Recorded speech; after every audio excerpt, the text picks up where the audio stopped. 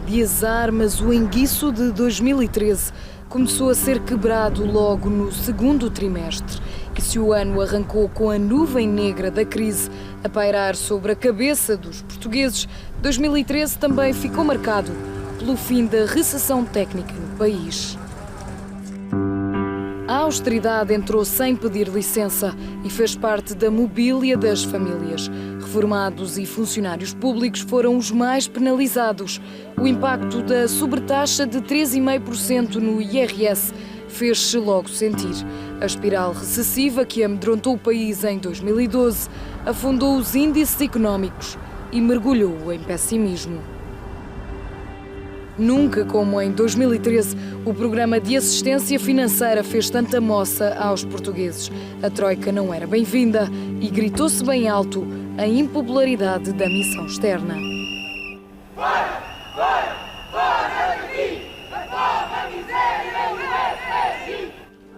Várias manifestações deram voz ao descontentamento e enquanto uns saíam, outros invadiam.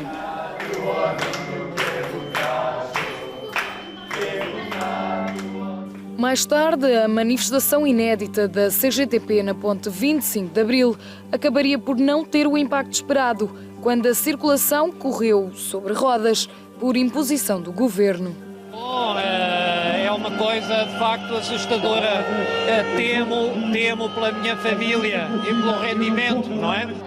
Sou reformada e sei muito bem o que estou aqui a fazer, a lutar pelos mais novos e pelos mais necessitam. A juventude está a morrer a pouco e pouco, sem trabalho, sem ofício.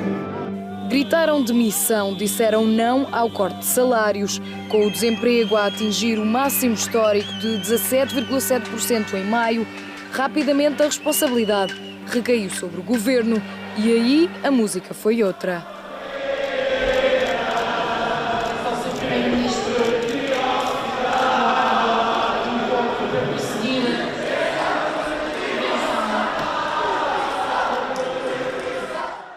Foi numa universidade que o descontentamento com relvas mais se fez sentir e foi por irregularidades na licenciatura que o ministro, sempre em pé, saiu de cena.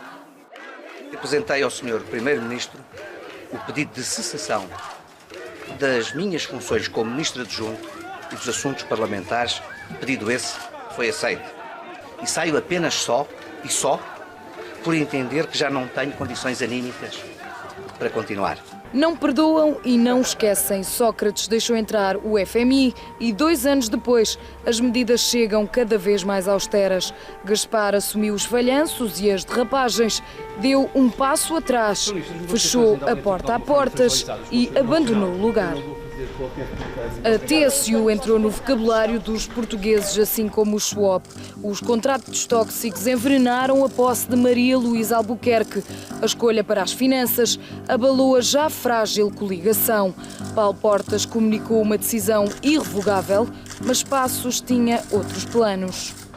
O Primeiro-Ministro sabe, e creio ter compreendido, que esta é a fronteira que não posso deixar passar. Seria precipitado aceitar esse pedido de demissão. Eu sou politicamente incompatível.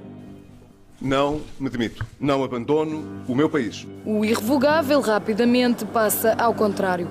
Portas fica e traz mais ministros. Álvaro Santos Pereira apoiou a exportação do pastel de nata, mas ficou fora do menu do governo. Para entrar Pires de Lima. Mas os portugueses enjoaram a política e, com os silêncios de Cavaco a serem interrompidos apenas para pedir consensos, o castigo chega nas eleições autárquicas. A senhora tinha algo para lhe dizer há pouco? O que tenho para lhe dizer é isto, é que o nosso país está numa pobreza e eu tenho 81 anos, nunca vi uma coisa destas em Portugal, senão agora. E todos os dias vejo a televisão, digo que não gosto de si, tenho que dizer aquilo que sei. Não gosto. O independente Rui Moreira é a figura das eleições, ganha no Porto, mas conquista o país. O Porto, mais uma vez na sua história, mostra de que é feito, mostra a sua fibra. O Porto não se deixa influenciar por mensagens nem por promessas irresponsáveis. com todo o respeito pelos meus adversários. Desculpem, mas só no Porto era possível acontecer o que aconteceu hoje nesta cidade. Estamos contentes. Estamos muito contentes. Temos direitos a estar contentes. António Costa cala a crise no PS com uma nova maioria e afasta os fantasmas de uma candidatura à liderança do partido. O PSD registou enquanto tal, nestas eleições, uma derrota eleitoral nacional. Há, sobretudo, que assumir os resultados com a humildade própria de quem compreende que o povo se pronunciou e que o povo decidiu. E a decisão do povo é sempre, mas sempre soberana. Em 2013, se o silêncio em Belém se pesasse a peso de ouro, as contas estariam provavelmente mais equilibradas. Cavaco Silva foi o presidente mais impopular de sempre. Por outro lado, foi preciso pedir cautela a Rui Machete, o ministro dos Negócios Estrangeiros. Não teve mãos a medir para os incidentes diplomáticos que ele próprio criou. Informar as autoridades de Angola, pedindo diplomaticamente desculpa por uma coisa que realmente não está na nossa mão evitar.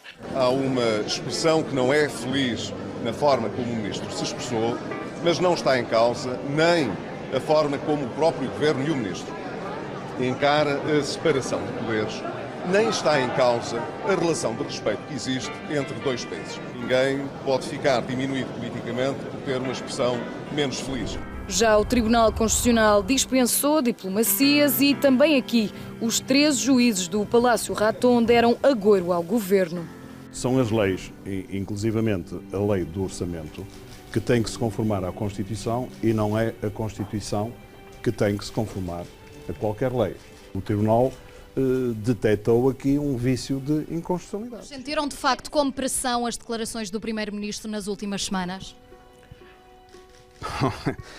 As pressões chegaram e as decisões oscilaram, assim como as metas definidas com a Troika. O Tribunal Constitucional voltou a recordar o governo que a Constituição é para cumprir e rejeitou o regime de convergência nas pensões. O plano B, que não existia, foi forçado a passar a A, quando para segundo plano passaram também vários secretários de Estado que fecharam um ciclo e se afastaram do governo. Mas, no final, a balança pendeu para o positivo. A reforma do IRC foi uma conquista do consenso. Com PSD e PS satisfeitos, as empresas respiraram de alívio. É muito importante que nós, neste momento, nos concentremos em levar este compromisso até ao fim, para podermos dar uma boa notícia, eu diria uma boa prenda de Natal, às pequenas e médias empresas do nosso país, que são aquelas que criam emprego e são aquelas que ajudam em mais de 90% ao dinamismo da nossa economia. 2 semestres no verde confirmaram a subida no PIB, as exportações dispararam e para o bolso dos portugueses regressou o subsídio de Natal. O governo também recebeu prendas antecipadas, a troca de dívida foi um sucesso, assim como a privatização do CTT, num ano bom para as grandes empresas como a Zone e a Ótimos, que criaram o segundo maior operador de telecomunicações do país. Em espera ficou uma chamada para 2014, com o relógio já em contagem decrescente para o adeus à Troika e as boas-vindas a um futuro, ainda que cautelar.